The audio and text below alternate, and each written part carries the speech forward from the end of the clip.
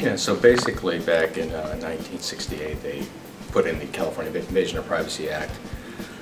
It was really aimed at wiretapping and basically secret recording of other people's telephone calls originally. That's been expanded over the years to basically cover just recording of telephone calls without notice, making California what they call a two-party consent state, which is different than probably three-quarters of the other states in the U.S.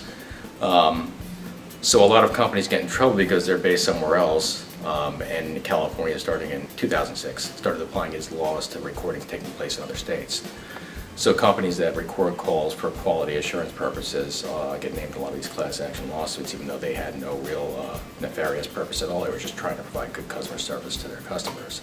So under 632C, it defines a confidential communication as a communication where you have a reasonable expectation it's not being overheard or recorded, and excludes from that communications where you reasonably may believe that it may be overheard or recorded.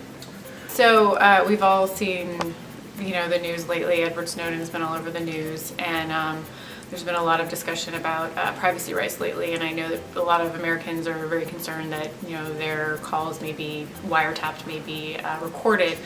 So with that, the argument is that because everyone knows that the government could be listening into your telephone conversations, you don't have any reasonable expectation that any type of call that you make is going to be confidential. But also, it comes up in other circumstances as well. For instance, if you're out on the street talking to someone and there's people around and you can hear that on the phone, the argument is that they can't have a reasonable expectation their conversation not being overheard or recorded because there's someone standing next to them who can hear it.